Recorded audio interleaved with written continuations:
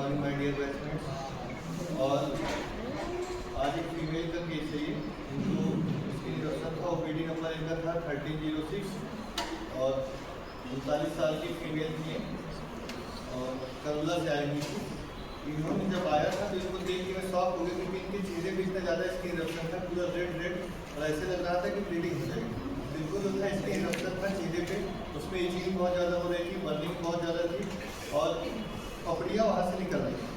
और उसके साथ साथ हमने पूछा ये कब से है, उन्होंने बताया कि लगभग 5 से 6 साल से, लेकिन मैं कहीं पे जाती हूँ या कुछ करती हूँ तो ट्यूब लगा लेती हूँ जिससे इरप्शन हमारा ठीक हो जाता है। लेकिन अब ये 10-15 दिन से फिर से बहुत ज़्यादा उभर के आया हुआ है।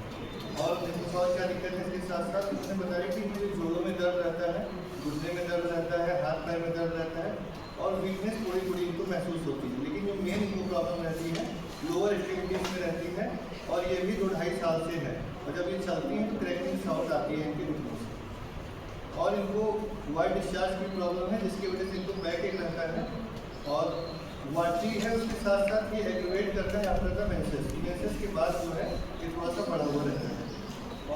और नेक्स्ट इनकी जो प्रॉब्लम थी, इनकी जो मेंस्ट्रुअल साइकिल थी उसमें भी क्रैम्पिंग पेन होता था। फ्लो तो नॉर्मल था लेकिन 7 to 8 डेज की थी और दर्द इनको बहुत ज़्यादा रहता है। फिर फिजिकल डेवलपमेंट इनके एपेटाइट इनकी नॉर्मल थी।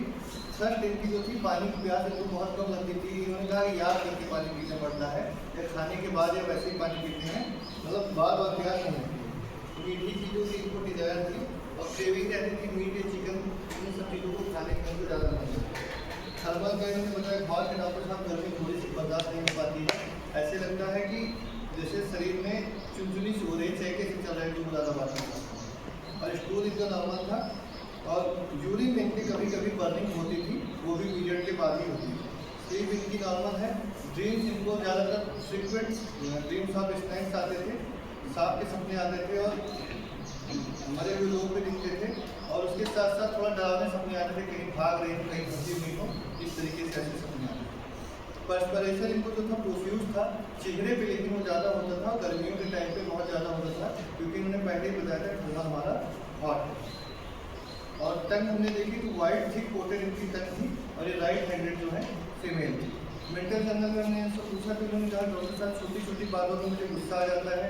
घर में जैसे हमने पूछा किस बात पे, उन्होंने कहा मुझे साफ़ सफाई बहुत पसंद है और घर में अगर साफ़ सफाई नहीं रहती है, बच्चे इधर उधर सामान कर देते हैं, हस्बैंड कपड़े इधर उधर डाल देते हैं तो मुझे बहुत ज़्यादा गुस्सा आती है, इरिटेशन हो जाती है। तो हमने पूछा ऐसा क्यों करती है कि आपको बताने के लिए जिससे अप्रिसिएशन मिलेगी, हम मतलब साफ़ सफाई बहुत पसंद है। कहीं नहीं, मुझे बचपन से साफ़ सफाई बहुत पसंद है। इन्होंने कहा कि चप्पल अगर तिरछी है तो मुझे इरिटेशन होती है, मैं उसको सीधा करना चाहती हूँ।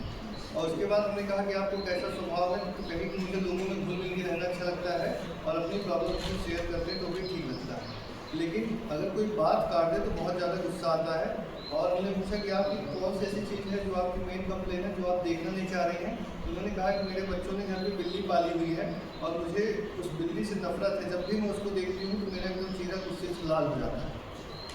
और इनको जो वर्टाइगो की प्रॉब्लम थी, जो कि बैठ के जब उठती थी, वर्टाइगो मतलब जब खड़े होने पे वो एग्रीवेट कर जाती थी, बाकी वैसे चीज़ें ठीक थी। और इनकी पास्ट हिस्ट्री में कोई वैसे मेजर इलनेस नहीं थी। 4 बच्चे थे, चारों नॉर्मल थे और एक आध बार टाइफाइड है। इन्होंने कहा डॉक्टर साहब बहुत पहले शायद उनको जॉन्डिस हुआ रहा होगा, वो हमको याद नहीं है, बस इनकी यही पास्ट हिस्ट्री में।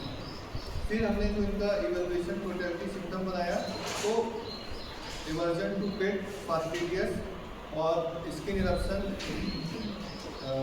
ऑन फेस, इचिंग, ये सब बनाया था।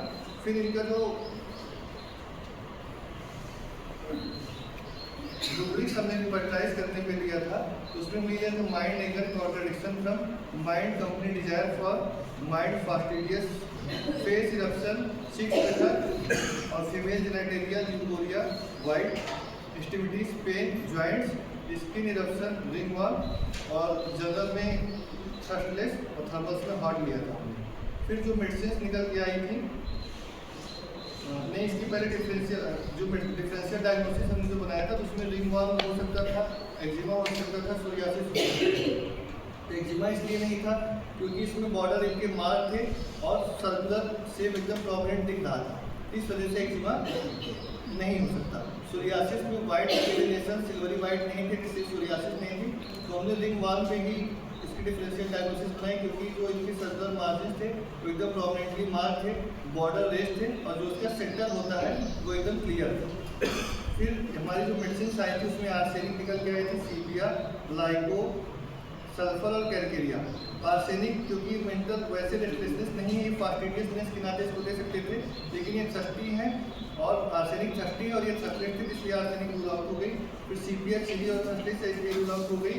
लाइको हॉट और सस्टेट है, लेकिन इनको कोई ऐसे फ्रिक्वेंट प्रॉब्लम नहीं थी जो मतलब जीआईटी को ज़्यादा कॉज करती है, तो इसलिए हमने इनको कैलकेरिया सब 200 भी सिंगल डोज दिया था। और क्योंकि ये फेयर फ्लैटी फ्लैबी भी थी, इस वजह से इनकी कॉन्स्टिट्यूशन को बहुत अच्छे से वो मैच कर रही है। तो ये केस था जिसका बहुत ही अच्छा रिजल्ट 15 दिनों में आया हुआ था।